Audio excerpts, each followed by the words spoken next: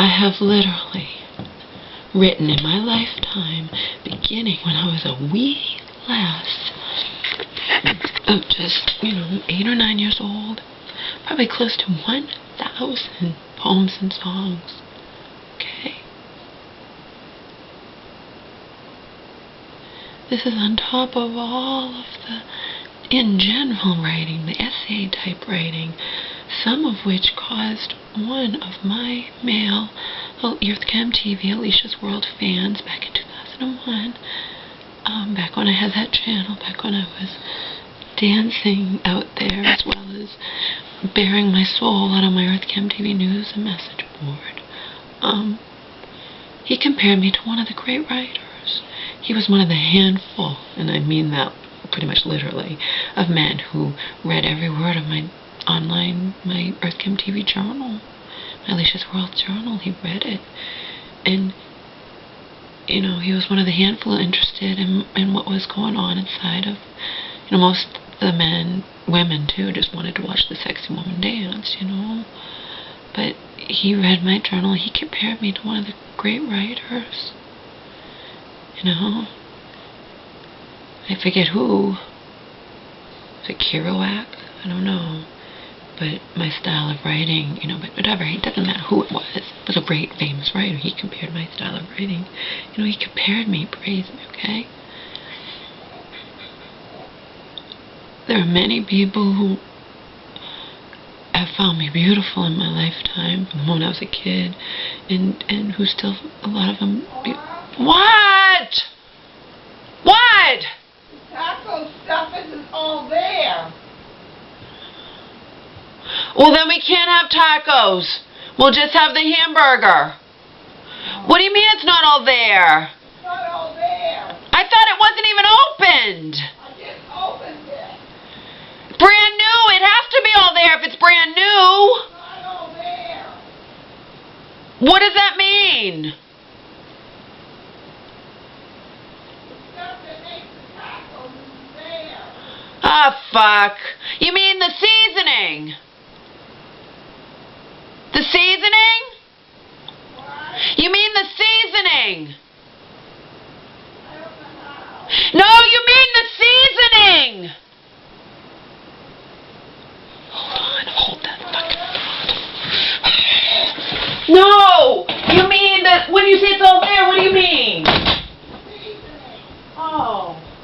What did you buy that kit for? It's not a seasoning. It's supposed to. It says Don't let the hamburger get scrambling, get fast. Don't let it burn, don't let it scramble fast. We don't have to have tacos in the hamburger. It is...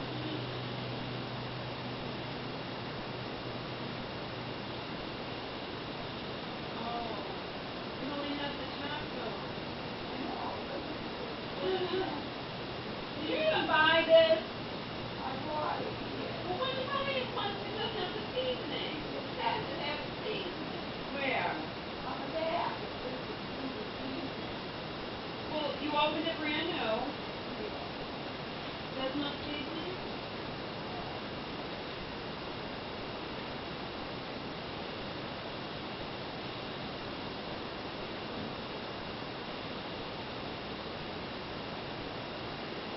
You have to buy it separate. It doesn't say it comes with it. It's just a taco shell.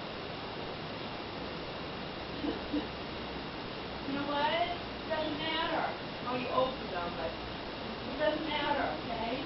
We will simply have hamburger, okay? You hear me? No.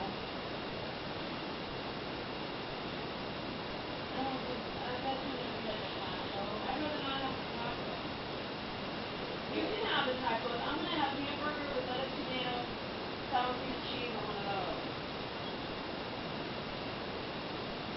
You can make either you if you want, but you're going to make sausage and sauce.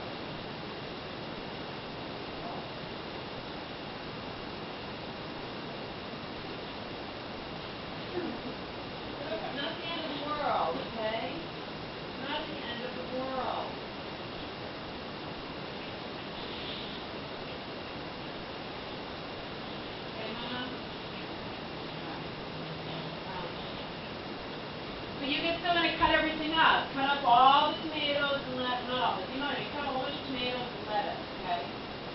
Small. Chop it up. Small. Dice it, okay? Okay? It's done. No, it's not. It's still red. It's still red, Mom. Well, you got to cook it good. It's cooked in a few minutes. It cooks fast. You stir it around. You got to make sure it's cooked. Better to have it a little overcooked than a burn. And you know to drain it, right? You know to drain them. Huh? So no biggie. What would happen is it would be delicious. You can either have it on those soft ones, but I'm going to put it on my meat one. I don't know what else. Sour cream, lettuce, tomato, cheese. Okay? Okay, so you finish chopping it and you drain that, okay? It's just, it doesn't come in seasoning mix, what you bought. And they sell it for 89 cents with a seasoning mix. So I buy it, some other time, tomorrow or something, right? Let me go out tomorrow. Okay? So no biggie. No big deal.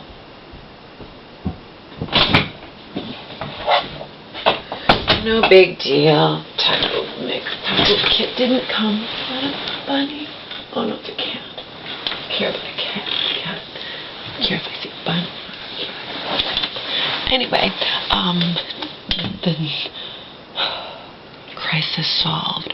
The taco thing kit that she bought only came with 16 tacos, 8 soft and 8 hard, and it didn't come with seasoning mix because you have to buy the seasoning mix separate apparently, and just like you have to buy salsa separate, and it costs like 89 cents probably for a little thing. We'll have tacos some other time. I eat wheat tortillas all the time, whole wheat that have 6 grams of fiber, I think, in one.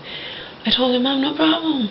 We'll just have hamburger on one of my wheat things with or you can have the soft taco with, but I don't want them if we don't have seasoning mix. Do you want me to add chili powder, Laura? No, that won't be the same as seasoning mix. I want real seasoning mix. We'll have them some other time. We can have hamburger on my wheat tortilla with sour cream, lettuce, tomato, and cheese. It'll be fucking unbelievably delicious, I'm sure. It'll be a little more healthy with the wheat tortilla. But anyway, so, yeah. In my lifetime, because I've done nothing but write, I never stopped writing. I only got better. I've written probably close to 1,000 songs and poems. Not all good, of course. Most not good. That's not the point. In general writing, also. People have praised my in general writing. That musician who Doug, who wrote Desert Rose for me and responded to my lyricist ad, and then he was the only one who ever responded to my ad who got me into bed. Believe me, the other ones wanted it, but he got me into bed because I liked him. But in any case, he got me into bed, and because on the pretense of giving me a massage.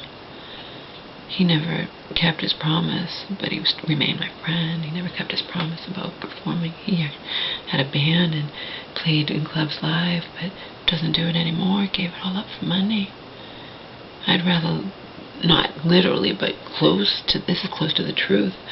If it meant giving up my writing and stop writing to be in, I would rather be able to write and live in a box, practically. That's how I am. Writing is my existence. I've honed my craft. I've been praised. Doug called me a genius. The reason you have some, this is when I was 23, The reason you have so many problems, Laura, your problem in life is that you're a fucking freak genius. Okay, whatever, Doug, that's sweet. That's very nice. And I really enjoyed, your awesome fucking massage of me that, that of course I couldn't resist allowing you to fuck me. But anyway, he remained my friend. He was a cool one. He wrote Desert Rose, and I gave him after that, he remained my friend, and he was willing, that's a rare breed of man, willing to read all these essay things that I was giving him, to read. He wanted to read them.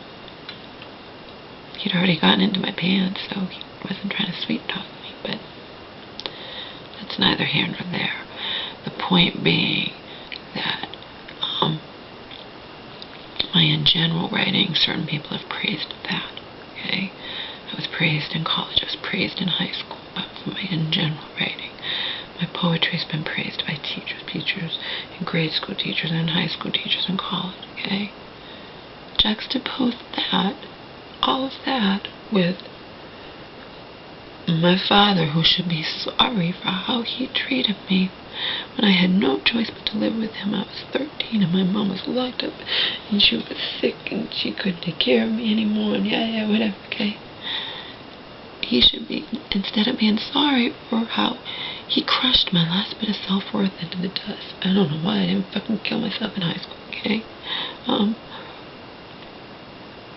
didn't even have any friends to alleviate the pain, and alleviate the little bits of pain he was piling on more of, okay? Instead of being sorry, he now, just recently, while I was in the shelter, because I foolishly reached out to him thinking he might care that I was in that shelter, he called me poison. Poison. Juxtapose everything I've said. Or even juxtapose it with, I'm on dating websites where men, you have such an unreal body, you're so gorgeous, you're this, even praising my profile words, and even out here on YouTube praising me. Juxtapose that with my fucking father calling me poison. You're poison. You alienated everyone in your family, Laura, you're poison. Stay away from blah, blah, blah, whatever, okay? Not sorry at all for how he treated me. He can't even remember, I'm sure, all the drugs he did with me. But you know what? He can pretend it didn't happen. He can call me a liar. See, he's upset because he introduces me online, not in person, because he lives out of state. But he wanted us to be one big happy family. He didn't, my dad didn't care about the shit I've been going through with Donald and nearly killing me. And no, you're gonna tell me I have a brother that I didn't know about, that's only a year older or younger than me or whatever. You're gonna tell me that and just think I'm just gonna be happy and la la la and pretend that no. My brother was sweet. He needed to know why I can't just reach out to him with open arms. I was going through hell. So I told my brother the truth about what I've been through in life, the summarized version. And apparently, because that included my father verbally expressing, how much my voluptuous body, like, he never did anything to me, but he fucked with me. I mean, he would say, look at me, he'd leer at me, and he would say, if I was 16 again, and things like that, and just whatever. He probably doesn't remember it, I don't care. I have a right to tell the truth. I have a right to tell my story. I have a right. So apparently my brother rejected my father over what I had said. How does my brother know I'm not lying through my teeth? Why is he going to condemn our father for things our father did 30 years ago and 30 plus years ago? Well, apparently he did. I had no idea about this. When my father, wasn't caring about how the shit I was going through, I kind of just said, fuck him, whatever. Out on Facebook, my brother is still, I correspond with him sometimes, but not really directly, and he posts nice, cute pictures all the time that I get a charge out of. They make me laugh, things he sent out to everybody, not personal pictures, like jokes, like, Garfield jokes, or this or that, or whatever. I can't think of them. They're awesome, okay? Apparently, and I wrote to my brother, I said, I said, our father, loves you. He wants to be a part of, he cares about you more than he ever cared about me, Darren, like, why are you going to reject him over things I told you he did to me 30 plus years ago? And I didn't even tell Darren everything. I didn't tell him everything. I didn't tell him everything. I didn't even scratch the surface. I certainly didn't tell him about things I learned recently from my mom. About how our father, I knew he wanted her to abort me. I knew that. But I found out that not only did he want her to abort me, but he forced her to take pills that were supposed to abort me that didn't work. And my mom doesn't know if maybe that's why she wound up having to have an emergency C-section, because I separated from the placenta or something. But she said also she wasn't getting enough nutrition and whatnot. And my dad was a dreckie. He was off screwing whores while I was being born. I mean, he didn't care. But he calls me poison now. Poison. Instead of being sorry for what he did to me. And he even said, you tell your brother, you fuck things up with your brother, and you tell him you lied. You tell him you lied, Laura. And then he goes, ask Diane. Diane was his girlfriend at the time. They didn't want a kid. They especially didn't want a fucked up kid like I had been at that point. All of the shit I've gone through up until I was 13. I'm sure she doesn't remember either. A lot of people forget stuff. I don't. I have it all in here and all written down in 100 hardcover journals, okay? So you're not going to tell me that my life didn't happen the way I know that it happened, okay? Poison. That was the message I got from him while I was in that shelter. You tell your brother you lied, Laura, and all will be right with the world. Because then I'll have my son, who I only recently found in his 40s, and I'll have the black guy, the black kid who loves me and I took as my own, even though he obviously couldn't have been mine because I'm white, and obviously my wife was off fucking an African American, a Negro, or whatever. What's good for the, I got a taste of my own medicine, what I always did to women and what I did to your mother, so, apparently I have another sister. I don't consider these people my siblings, but I have another sister that my dad decided to introduce me to. He told me about her when I was 16, and I wound up meeting her when I was 20-something,